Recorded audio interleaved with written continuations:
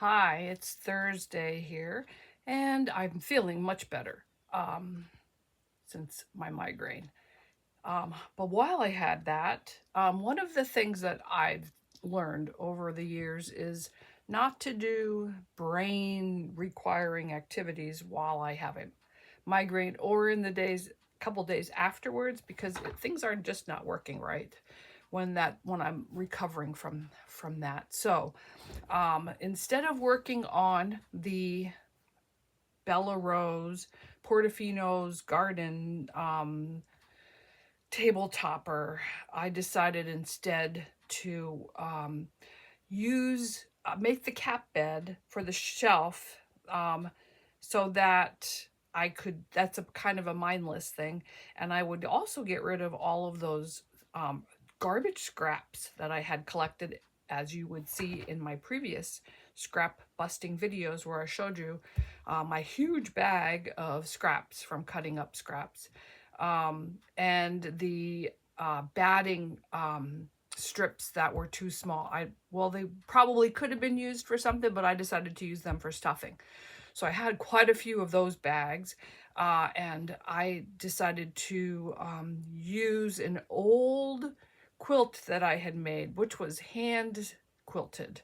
It was one of the first ones I made, and um, it I didn't realize color placement. So when I made this, and people would see it, they would call it, they would say, why did you make a Nazi quilt? Because one of the blocks kind of resembled a swastika. So I couldn't give it away. And I had it hanging sometime, but every time somebody came in, they'd say, like, why do you have a swastika in that quilt? So I took it down. It was made with, when I made it, it was made with very cheap batting that like you could see through and would pull apart. It was very thin in spots, and because had just started, I was just using things that I had, and the fabric was kind of gauzy, and not like the quilting fabric you get now. And I will show you a sample of it, but a piece that I cut off because I cut it to fit the size that I wanted for the shelf. I have a picture here that shows what it looked like before.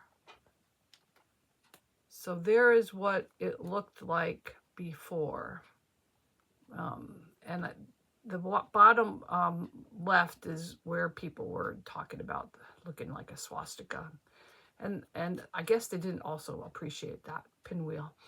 So anyway, it did have like Y seams over here with these blocks. Ooh, that was rough. And I don't know if you can see, I did hand quilting hearts in there. So anyway, this is what it ended up. I made 3 pockets in it that were stuffed. And there's another picture of that. And here is my cat up on the shelf with in the cap bed. And she loves it. Both cats go up there and sleep. And I have a crafting table down below, and if I'm in there working, they're always up there watching me, or one at a time. They don't like to be together. I put it up there, and then I put a towel over it just to keep it cleaner, because I'm not sure how that's going to wash with all of the stuffing and fabric scraps in there. So I put a towel over it, and she likes to get the towel all messed up to get up there. She likes to have a cave. The other one just lays on top of the towel, so I have to go up there and fix it occasionally. But that's what I made when my brain was not working. Oh, and this is my 2025 journal of projects that I've completed this year. I think I shared it at one point. There's calendars in the front of this. So what I do is I write in here when I started a project and when I finished the project. I tend to just not put the start and finish until I've actually finished. Then I put the start date. But I'm trying to keep track of like how many projects I'm working on in a month. So this is so far this year. I have projects that I'm still working on that will eventually get done, but that were started. The rug was started last year, so I actually have in January here, I have the projects that I carried over from the year before. And then I made these tabs with my handy dandy label maker, and that I got on Amazon. And also I made up my own sheets here. That's my log of, I assign numbers to each of the projects I have. Q means it's a quilting project. S means it's a sewing project. There's paper crafting. I think that's a PC. And then there's other, and I have, that's O. So my rugs and other. So anyway, those are here. And then I have, and it tells me what page that project, the documentation for that project is on. So then I have pictures of the projects that I finished. So there's with some notes in there on the projects. And I like looking through this. And then if I'm looking to make something again, I can look through here and get an idea. And a lot of times these projects are not here anymore, so because I've given them away, so I can look back and see what I made. I had the same kind of notebook that I got we have a store called Rennie's where it was like $1 that I got. It was an undated notebook. I got it for like $1. I got 2 of them and to try it out, and I liked it. So I wish I had gotten more, but I don't know how I'll set it up next year. So anyway, that was what I worked on when my brain was not engaged. Here's some leftover pieces of that wall hanging.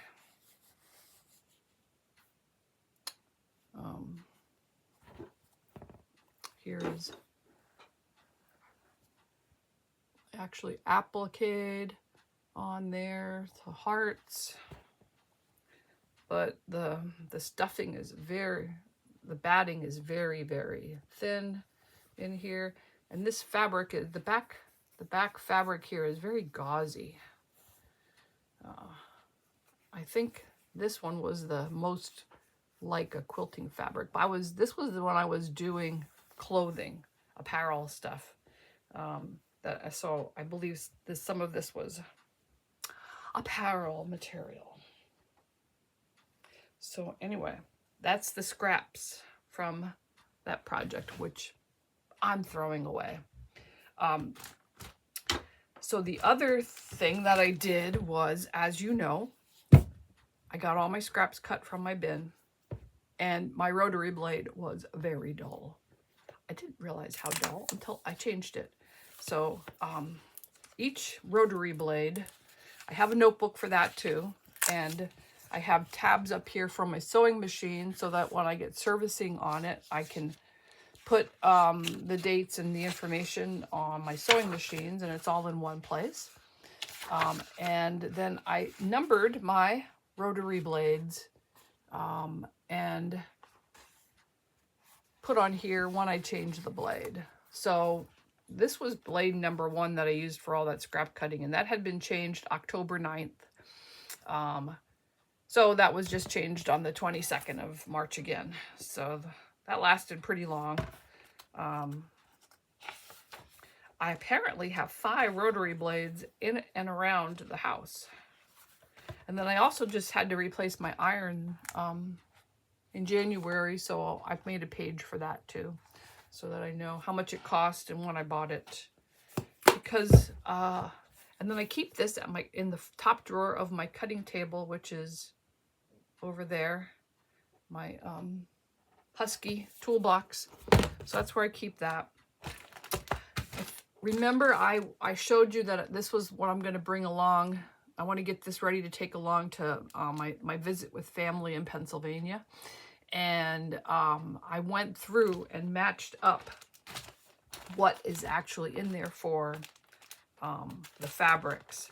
And what I found was it's missing the fabric pack for block 6. That was the only one. So I know I think I might have like paid $1 or maybe even 50 cents. They were so cheap. The fabric packs for this were so cheap. And I think the pattern thing was also very cheap. It was the end of the 10th sale and they were just trying to get rid of stuff.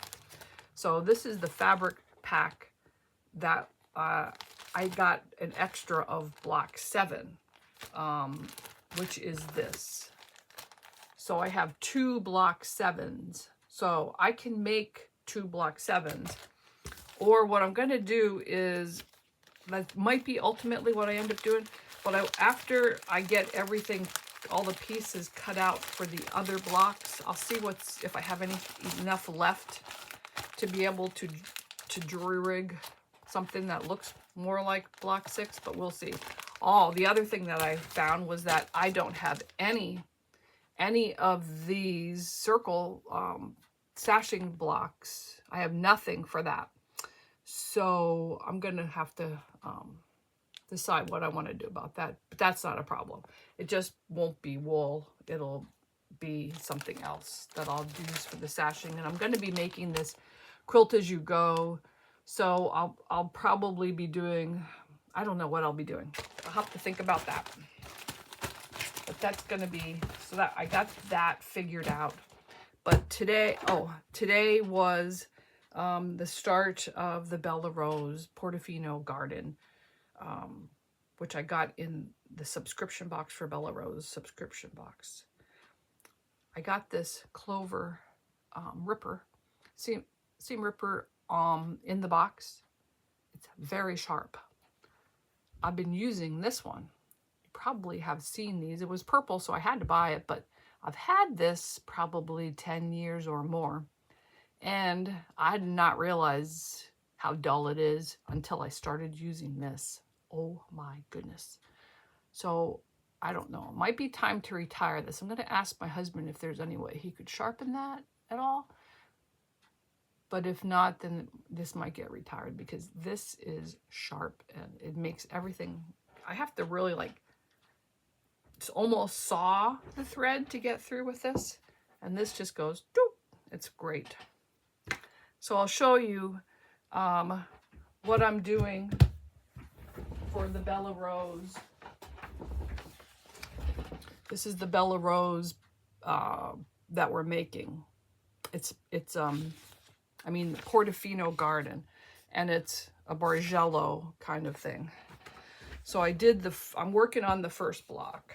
So this is what it's like. And these are, I just am doing it one strip set at a time because I'm having troubles getting my brain around this setup. But these are the strips, and then you have to take pieces off to make these, as you see. So each strip, you have each strip set and you have to take it off. And believe it or not, it made both of these with taking apart each strip set, which had to rearrange things. But it's pretty cool. But my brain has to be totally there. So I'm going to be working on that the rest of today, I think. It's going to take me a while because I'm only doing one strip set at a time. And as you can see, this is going to take a while. But anyway, that's what I'm working on. I think that's it. I'm going to be I still have one more day of working on my rug loom to do, so for 30 minutes, so I'll do that. But the rest of the time, I'm going to be working on the Bella Rose Portofino garden because they just showed a box on Facebook, this stack of boxes saying that our next box is going to be getting ready to ship out pretty soon. So we'll probably get that in the next week or two. And it would be nice to have this project finished before I get the next box. But if that box comes very quickly, I will do a box opening and show you what's in there. But I probably won't be getting to that right away because next week on Tuesday, I'll be finding out what my April UFO challenge is going to be, and that's going to have to be my priority. So I just have 4 more full days to get this other stuff done that I want to do without feeling guilty about not working on my April project. All right, so I hope you have a great weekend, and this is what I'm going to be doing through the weekend, and I'll give you an update probably next week. I'll give you another update. Hope you have a great weekend, and I plan to have some sewing time, get some good sewing time in. All right, bye-bye.